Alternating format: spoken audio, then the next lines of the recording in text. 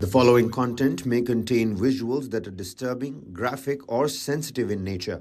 Viewer discretion is advised. This material is intended for mature audiences and may not be suitable for all viewers. Please exercise caution while watching, and if you find such content distressing, we recommend discontinuing viewing. This disclaimer is provided to ensure awareness and to prioritize viewer well-being. Hello and a very warm welcome to all Newsline viewers. I'm Neha Bhan. Let's take a look at some of the top stories of this hour. We begin with the United Nations General Assembly is preparing to vote on Tuesday for an immediate humanitarian ceasefire in the 2-month-old war between Israel and Hamas. The humanitarian crisis has deepened in Gaza and hunger is worsening among Palestinians in the besieged Gaza Strip. Reports suggest that hundreds more civilians have lost their lives in Israel's assault on Gaza since the US vetoed a Security Council resolution calling for a ceasefire on Friday. Most of Gaza's 2.3 million people have been driven out of their homes. The 193-member General Assembly is expected to pass a draft resolution today that echoes the language of the resolution blocked by the United States in the 15-member Security Council last week. Now, the situation in Gaza is dire. A dozen representatives from the UN Security Council traveled to Egypt to inspect the Gaza border following Secretary General Antonio Guterres' recent caution about thousands facing starvation in the blockaded Palestinian enclave. Have a look. We hear for the first time that hunger is prevailing in Gaza. More and more people haven't eaten for 1 day, 2 days, 3 days. A stark warning from the head of the United Nations Agency for the Palestinians on Monday. Philippe Lazzarini and other UN envoys demanded an end to the war as they headed across Egypt's Sinai Peninsula to the Rafah crossing, the besieged Palestinian enclave's only entry point for aid. Days after Secretary General Antonio Guterres warned that thousands of Palestinians were simply starving. He warned of an implosion of order as hunger spreads, and Gazans who haven't eaten for days loot aid distribution centers and stop trucks on roads to try to find food for their families. The suffering is fueling fears of a mass exodus to Egypt. This is what Lazzarini said he saw on his last visit to Gaza. Most of the people are just sleeping on the concrete. Winter is here. We have sewage water. They're struggling to find clean water. They're struggling to have food. And that was 2 weeks ago, before the offensive in the south. Gaza has been under a full Israeli blockade since the start of the conflict more than 2 months ago, and the UN says too little aid is getting in. The war has driven most of Gaza's 2.3 million people from their homes. Gazans said people forced to flee repeatedly were dying of hunger and cold, as well as bombardment, describing desperate attacks on aid trucks and sky-high prices. Gaza health authorities say around 18,000 people have been killed in the crowded enclave and conflict is intensifying. Mossab al-Khalut is caring for 2 seriously injured sons alone. His wife and daughter were killed when their home in the Jabalia refugee camp was bombarded. They've sought shelter in the European hospital in Khan Yunis. There's no treatment, no medicine, and no food in Gaza, he says. If they don't die from the war, they'll die from a lack of food, from hunger. After the collapse of a week-long ceasefire between Israeli forces and the Palestinian militant group Hamas, which controls Gaza, Israel began a ground offensive in the south last week. It has since pushed from the east into the heart of the city of Khan Yunis, with warplanes attacking an area to the west. On Monday, militants and some residents said fighters were preventing Israeli tanks from moving further west through the city and clashing with Israeli forces in northern Gaza, where Israel had said its tasks were largely complete. Israeli Defense Minister Yoav Gallant said that Israel does not intend to stay permanently in the Gaza Strip and that it was open to discussing alternatives about who would control the territory as long as it was not a group hostile to Israel. Listen in.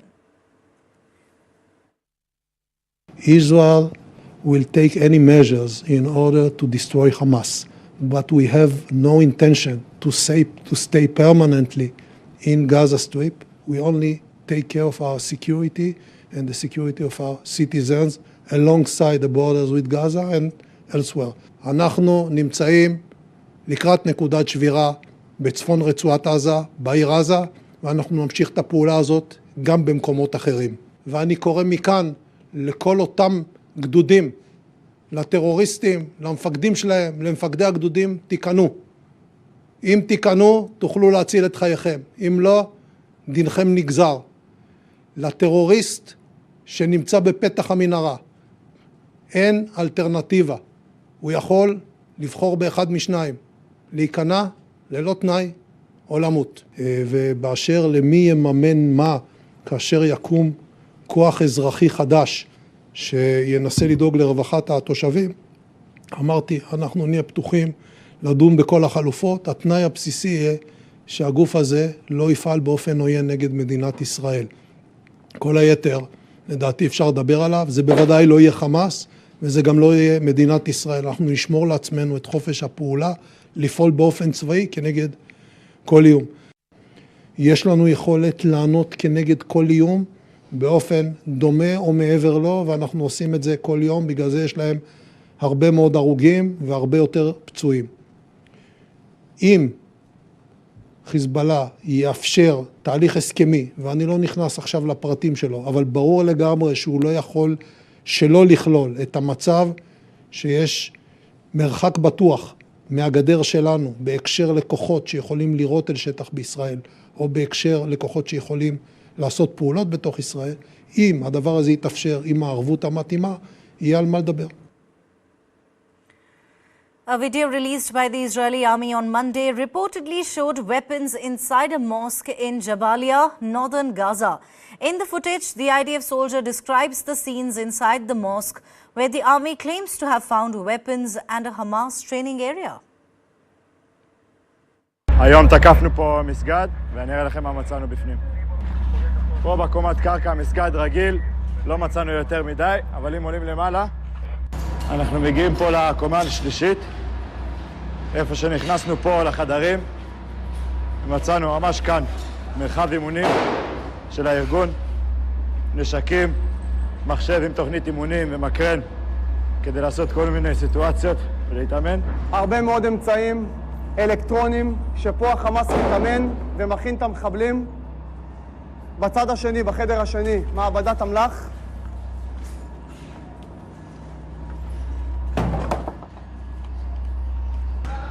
מצאנו מעבדת מטענים, ממש מאלף ועד תו, סוללות, הכל.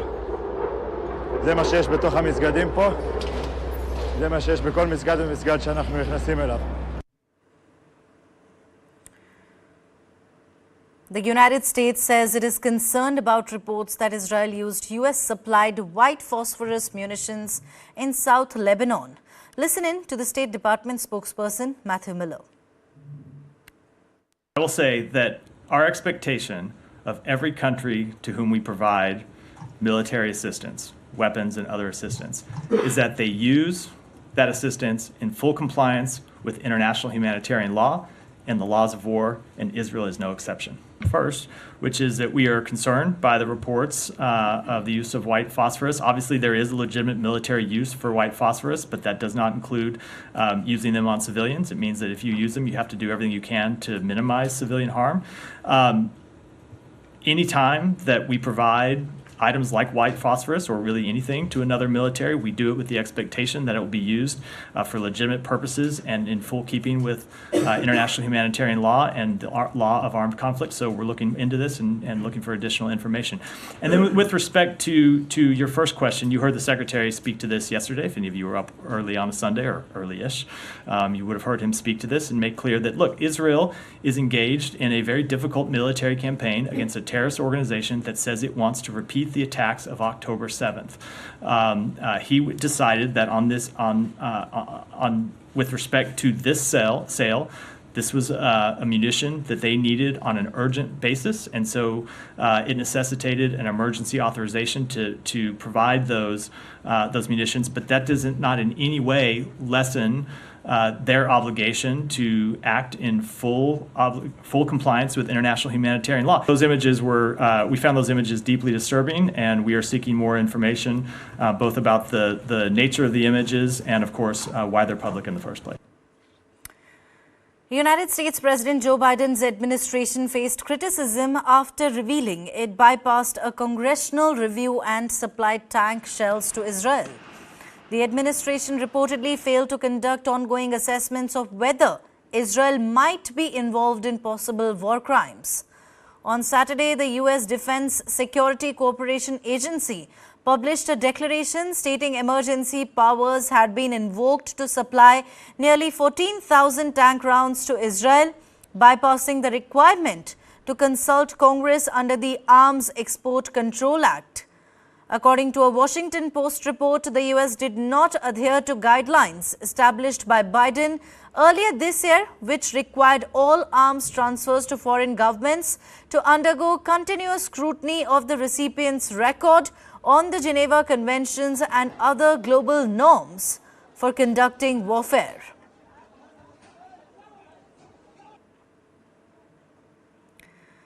Israeli citizen Sharon Aloni survived 52 days as a hostage in Gaza with her 2 little girls before she was released in an Israel-Hamas swap deal. But she fears for the life of her husband, who's still captive in the bombarded Palestinian enclave. Take a look. Sharon Aloni Cuneo, along with her 2 young twins, spent a harrowing 52 days as a Hamas hostage in the Gaza Strip.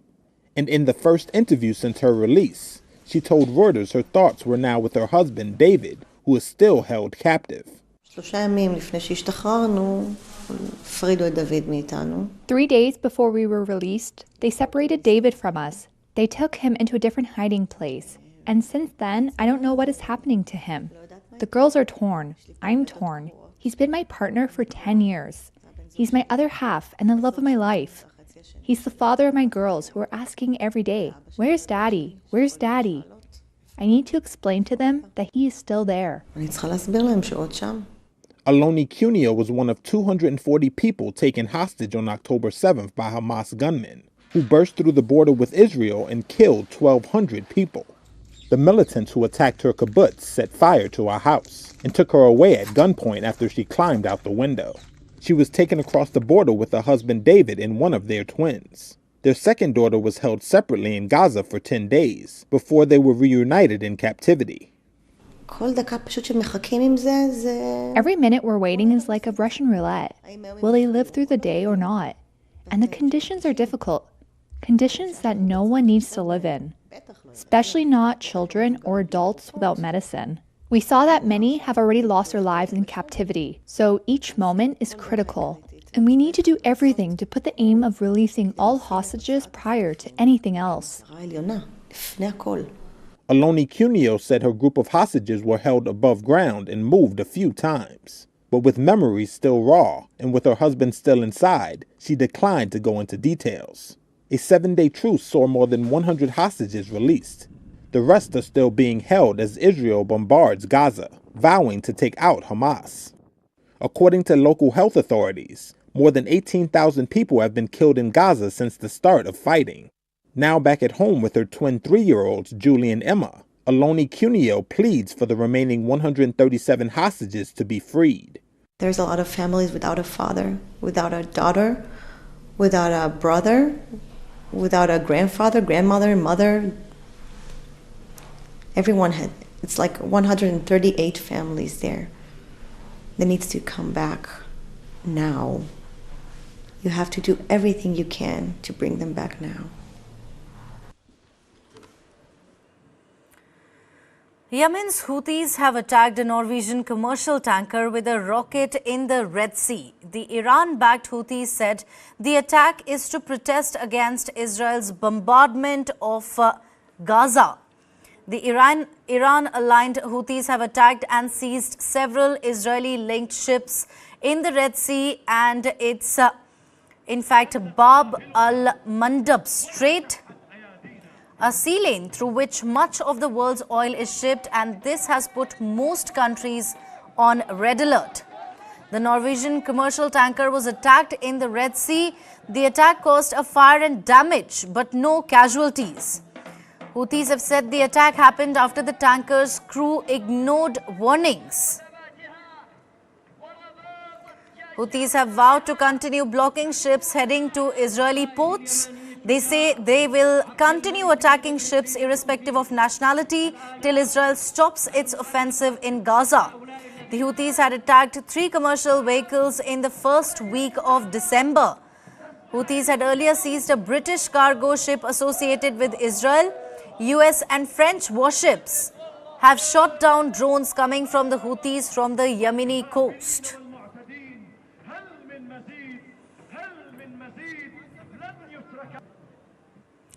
We now slip into a short break, but before that, Bengaluru, where chaos and innovation collide in a daily battle for mobility. Traffic is the biggest black dot in this progressive city.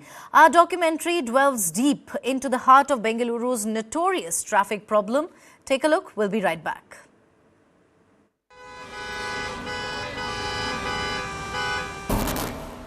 Bangalore traffic is an example of something that has gone wrong with our system. We have more than 50 flyovers in Bangalore city.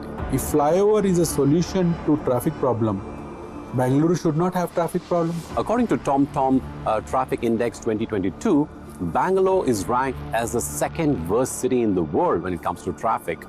The speed limit at the ORR is 80 kilometers per hour, but our vehicle has only moved 10 kilometers per hour. What Bangalore needs is a surgery, but what we have been offered repeatedly are band-aids.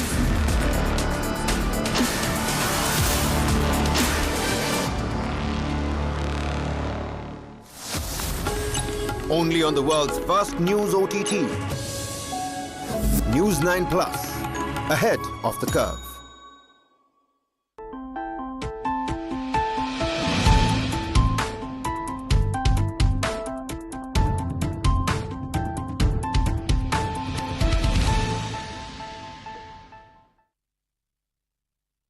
Back. Now, Australia has announced stricter visa regulations for international students and low-skilled workers, aiming to halve migrant intake over the next 2 years.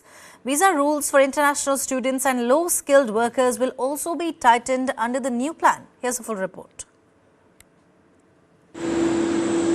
Australia says it's tightening visa rules for international students and low-skilled workers.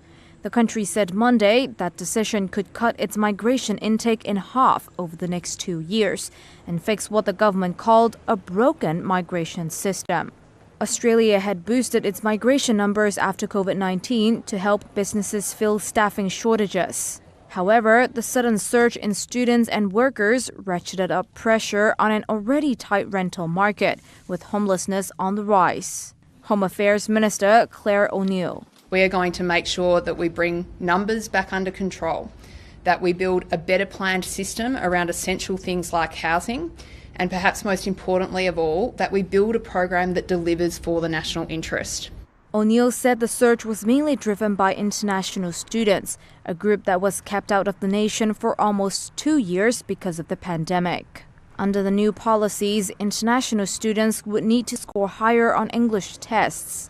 There would also be more scrutiny if they want to prolong their stay after their studies end. The decision came after net immigration was expected to have peaked at a record 510,000 people between 2022 and 2023. Back to sustainable levels. Prime Minister Anthony Albanese over the weekend said Australia's migrant numbers needed to go back to a, quote, sustainable level. A recent survey for an Australian newspaper showed that almost 2/3 of voters said the country's migration intake was too high. Still, Australia is now one of the world's tightest labour markets and has long relied on immigration to bolster it. The Labour government has pushed to speed up the entry of highly skilled workers and smooth their path to permanent residency. United States former President Donald Trump maintains a strong position in the 2024 Republican presidential nominating contest with 61% support among self-identified Republicans, according to a recent Reuters Ipsos poll. In comparison, Florida Governor Ron DeSantis and former South Carolina Governor Nikki Haley trailed with 11% each. Entrepreneur Vivek Ramaswamy had 5% and former New Jersey Governor Chris Christie garnered 2%, while 8% were undecided. The poll conducted online between the 5th of December and 11th of December surveyed 1,689 self-identified Republicans with a credibility interval of plus or minus 3 percentage points.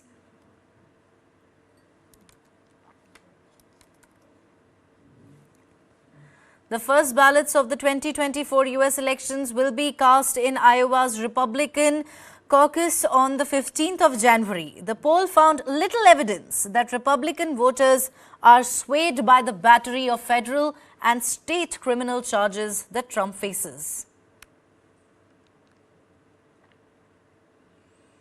Special counsel Jack Smith asked the United States Supreme Court on Monday to take up Donald Trump on his claim that he is immune from prosecution and won't face criminal charges related to his efforts to overturn the November 2020 elections.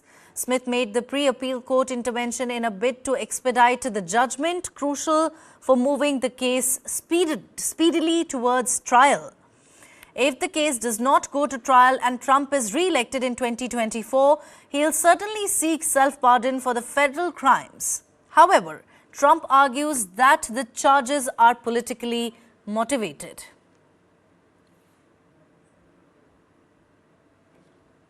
Today, an indictment was unsealed, charging Donald J. Trump with conspiring to defraud the United States, conspiring to disenfranchise voters, and conspiring and attempting to obstruct an official proceeding. The attack on our nation's capital on January 6, 2021, was an unprecedented assault on the seat of American democracy.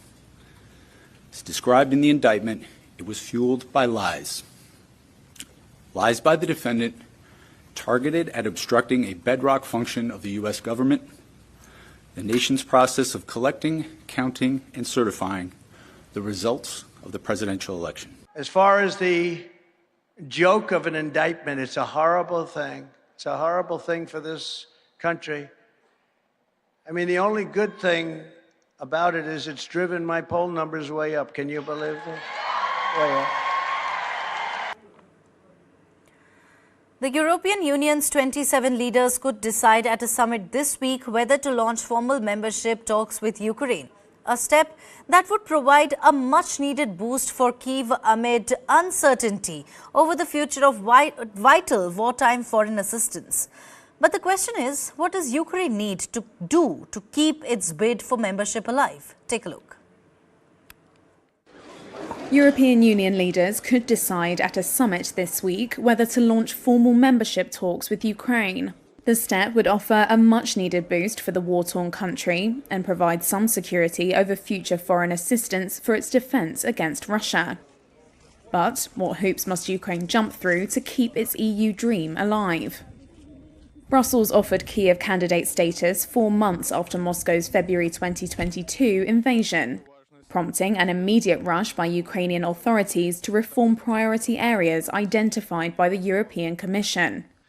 I want to tell you how impressed we are by the reforms you've made in the midst of a war.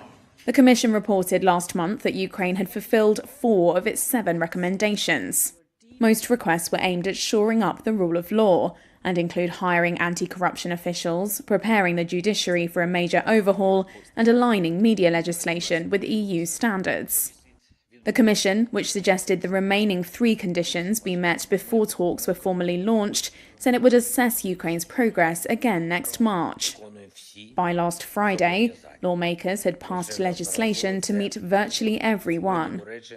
But accomplishing short-term requirements is just one part of the bid. The Commission has made sweeping policy change suggestions across multiple sectors by the end of 2024, covering areas from public administration to food safety.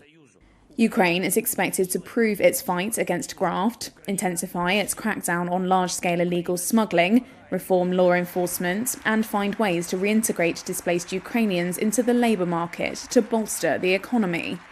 There are a number of more granular measures too, like improving the country's state statistics collection and getting its intellectual property rights rules in line with those of the EU. Political challenges lie ahead too. Despite the Commission's support, any decision requires the unanimous backing of EU leaders, and not everyone is keen on Ukraine joining.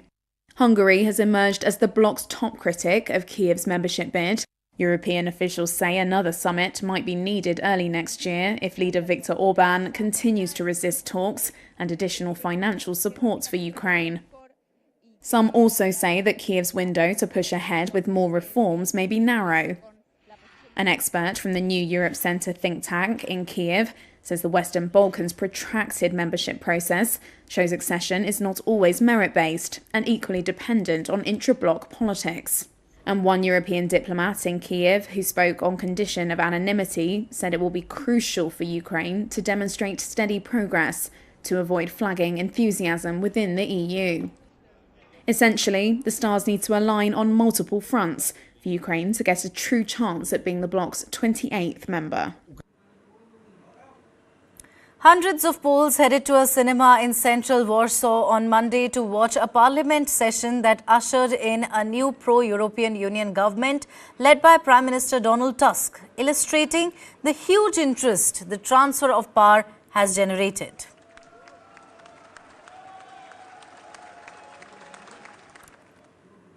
We now slip into a short break. We'll be right back. Don't go anywhere. We come back with lots more on the other side.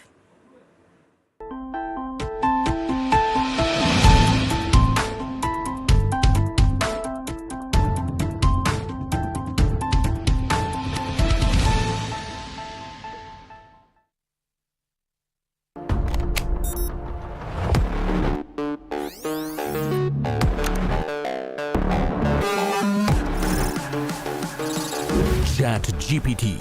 It can generate codes and human-like responses through text, write stories, and do a lot more.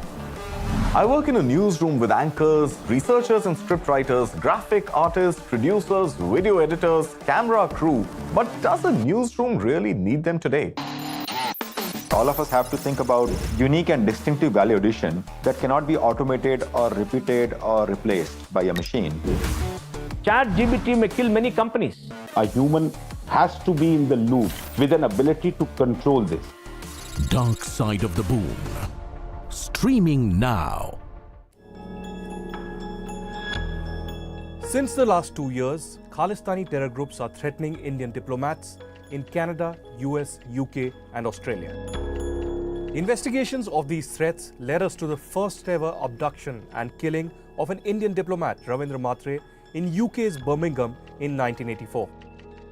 Our months-long investigation finally led us to the murderer of Ravindra Matre, who has been hiding in Pakistan-occupied Kashmir for the last 40 years. Watch our exclusive documentary, Murder of an Indian Diplomat, where we reveal the man who killed Ravindra Matre.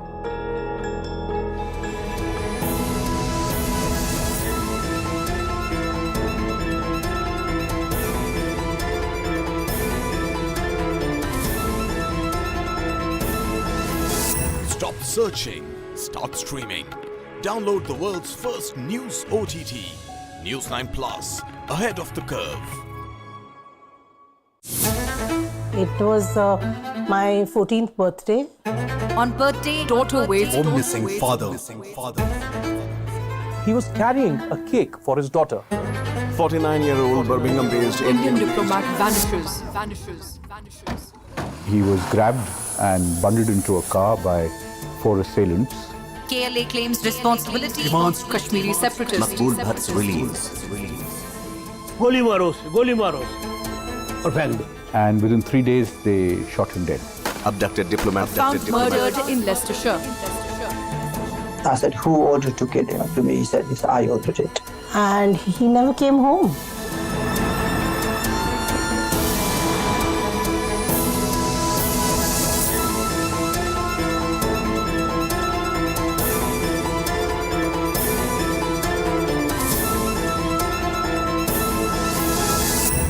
searching, start streaming. Download the world's first news OTT, News 9 Plus, ahead of the curve.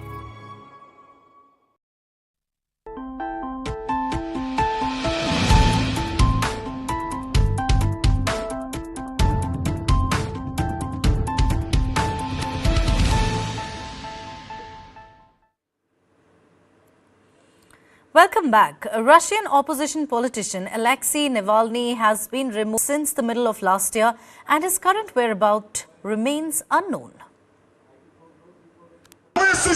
Russian opposition politician Alexei Navalny has been removed from the penal colony where he had been imprisoned since last year, his allies said on Monday.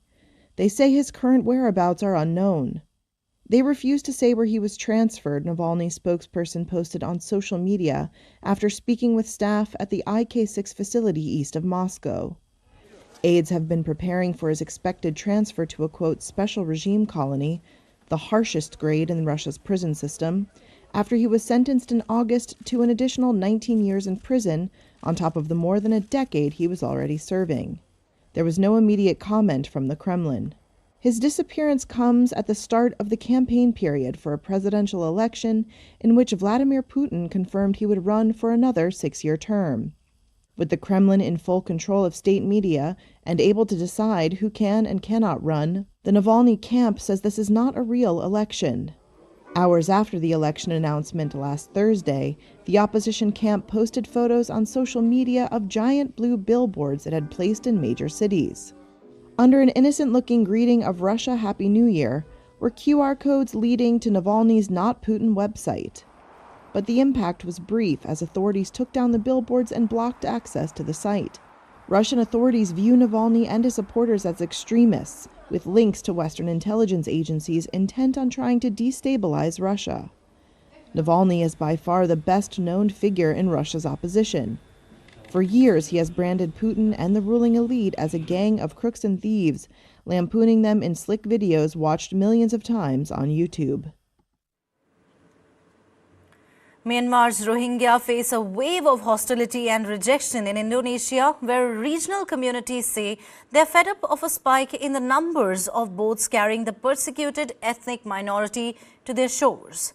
More than 1,500 Rohingya Muslims have landed in Indonesia since November, data from the United Nations Refugee Agency shows, including at least 300 arriving last weekend. Arrivals tend to spike between November and April, when the seas are calmer, with Rohingyas taking boats to neighboring Thailand and Muslim-majority Indonesia and Malaysia. Rohingya refugees are facing a wave of hostility and rejection in Indonesia, like this protest on the island of Sabang in Aceh province. People in Aceh were for years sympathetic to the persecuted minority from Myanmar, who turned up on dilapidated boats. But there's been a spike in arrivals and a backlash. Protesters last week tore down tents and threatened to push boats back into the sea, according to images shown on local television. Babar Baluch, an Asia spokesperson for the UN Refugee Agency, said UNHCR was alarmed by the reports. Local resident Ella Septia accuses the Rohingya of causing trouble.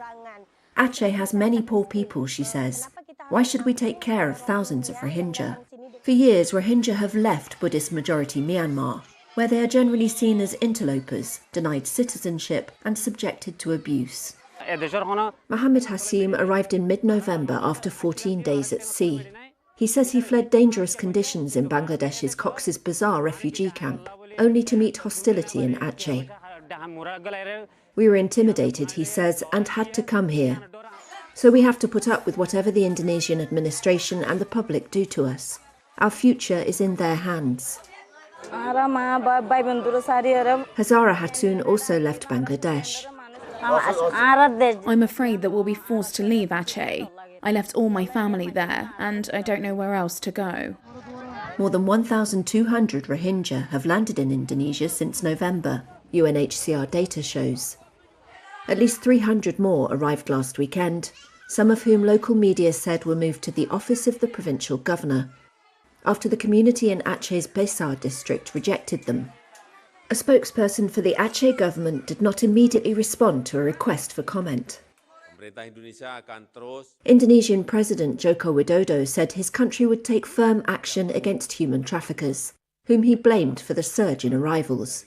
He promised to work with international organisations to offer temporary shelter.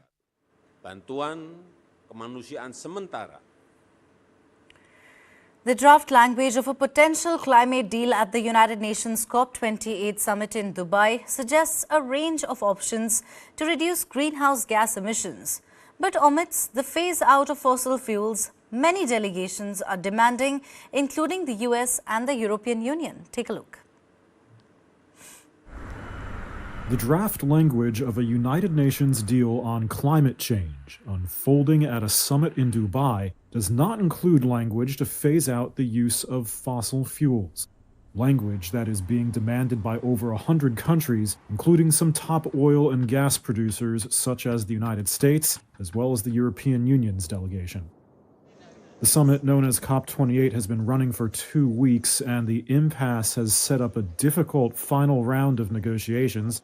Sources familiar with the talks have told Reuters that the UAE, which is hosting the event, has come under pressure from Saudi Arabia, the de facto leader of OPEC, to drop any mention of ditching fossil fuels. It's left some delegates distraught. This was Canada's Climate Minister Stephen Guilbeault. I understand, we're the fourth largest oil and gas producer. We get it. It's complicated. It's unnerving. It creates uncertainty in parts of our country. But it's not a reason not to do it and not to tackle this problem. And even if we bury our heads in the sand, it's still going to happen. Some young activists used hot air to push the conference to act. These balloons spell the word Yalla outside the venue, meaning "let's go" in Arabic. A Saudi government spokesperson did not respond to a request for comment. Although the language doesn't include ending fossil fuels as is, it does include other options, such as reducing the use of fossil fuels to achieve carbon neutrality around the year 2050, and ramping up technologies that capture carbon emissions to keep it out of the atmosphere. Representatives from some Pacific Island countries, which are already suffering from rising sea levels, such as Samoa and the Marshall Islands, said the weaker language, if it's adopted, is a death warrant. In a dire warning, a new report suggests that the climate crisis may lead to an alarming surge of up to 10,000 additional deaths annually in the UK by the 2050s, primarily due to extreme heat and the spread of tropical diseases. Published by the UK Health Security Agency, the report outlines a worst-case scenario where average temperatures could soar by 4.3 degrees Celsius, resulting in a 12-fold increase in heat-related deaths by 2070, with a notable rise predicted in the 2030s. Health effects of climate change. The HECC report by UKHSA reveals the potential transmission of diseases like dengue fever and Zika virus carried by insects. The Asian tiger mosquito, known for transmitting such diseases, may establish itself across England, Wales, Northern Ireland and parts of Scotland, posing a serious threat by the 2040s and 50s. However, the UKHSA emphasizes that these projections hinge on a worst-case scenario with room for mitigation. Behavioral changes and strategic measures such as national heat and cold alert systems, improved housing with energy-efficient features and enhanced flood defenses could elevate the health impacts of climate change. The report urges decisive actions to counter the impending damage, emphasizing the adoption of solar energy, energy-efficient lighting, and passive or low-carbon heating and cooling systems. In 2022, a record-breaking 4,500 people in England succumbed to high temperatures, underscoring the urgency of addressing climate-related health risks. Furthermore, the report highlights a disproportionate impact on vulnerable and disadvantaged communities, signaling the potential widening of health inequalities as the worst health effects of climate change unfold. Now do stay tuned for updates as authorities address this critical issue.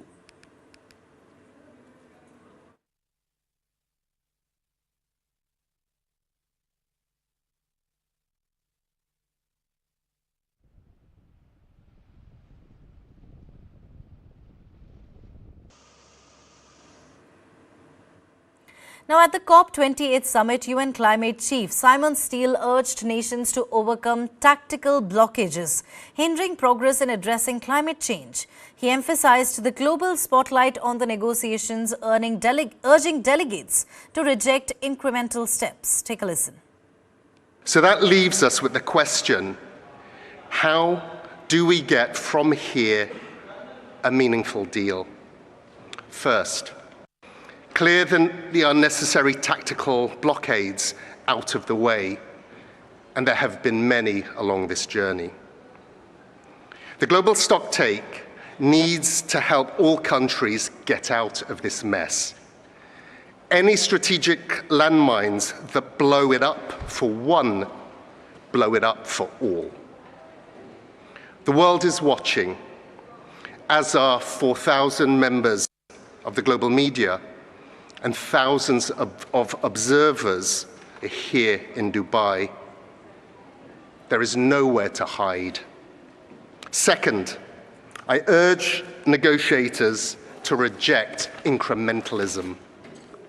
In this final quarter, it's all eyes on the prize.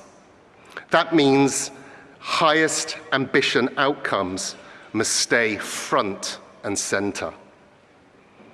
The reality is the highest ambition outcomes are the only way for all governments to leave Dubai with a win under their belt. Everything is on the table for an outcome that will send the signal that it's responding to the climate crisis. But again, it's up to parties. Everyone is focused on getting an outcome within this next 24-hour period. All I'm hearing is a desire to leave here with something. The remaining 4 members of K-pop supergroup BTS will begin their 18-month military service in South Korea this week, joining 3 others already serving, with fans pledging to wait for them to perform again as a group until 2025. Take a look. A group of BTS fans braved rainy weather to bid a temporary farewell to the band's leader RM and vocalist V in front of the boot camp in the city of Nonsan on Monday. RM-V, together with Jimin and Jungkook, will begin their 18-month military service in South Korea this week. 3 other members of the K-pop supergroup, Jin, J-Hope and Suga, are already serving, with fans pledging to wait until 2025 for them to perform as a group again. Obviously super sad that they're going to military service, and all we can do is stand by and support them. And in 2025, when they finally come back, all I can hope is that they have a concert and they come to South Africa. All able-bodied South Korean men ages 18 to 28 must serve in the military for about 2 years as part of efforts to guard against nuclear-armed North Korea. BTS's global success has triggered debate over whether K-pop artists should be allowed to serve for a shorter term. That perk was granted to Olympics and Asian Games medalists and some classical musicians with international achievements. ARMY, we love you! BTS has a massive global fan base known as ARMY. Some ARMY fans like Keiko Shimizu gathered at a cafe in Tokyo. It feels like my own kids or grandkids have gone somewhere far, like overseas, but I know they'll definitely return, so I'll wait and look forward to the day they do return.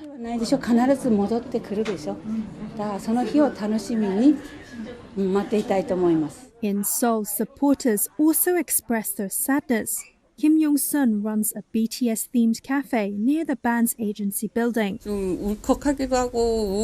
I choked up and felt sad, so I considered not opening my cafe today. But after seeing messages from BTS members, I decided to open the cafe today with a renewed determination. I must wait diligently, and I need to work even harder. As I opened the cafe today, many armies visited here, and talked about BTS a lot, listened to their music together, and it makes them feel strong.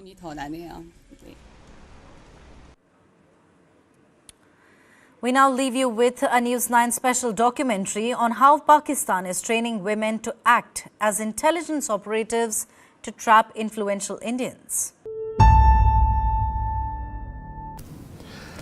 I recently received a friend request from Mahira Sharma. Now, we seem to have a lot of friends in common on social media, particularly from the military veterans community. But something about her didn't quite add up. So we decided to investigate. Now, honey traps as an espionage tool are nothing new. They've been around for centuries. But Pakistan's ISI, their spy agency, has been perfecting honey traps in the virtual space. Our story takes you inside Pakistan's honey trap machine.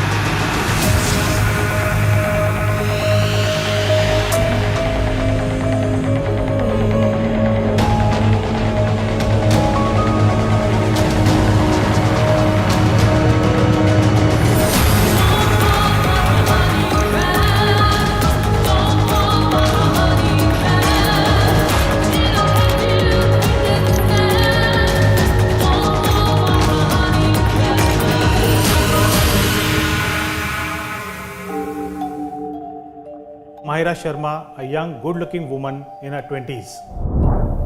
Her Facebook profile said she was a clerk in a nationalized bank in Pune. Our editor's profile picture had an Air Force aircraft. He had several former military officers in his friends list. Mahira Sharma had 62 friends, all of them males and many of them serving and retired military and government officials. We began our investigation.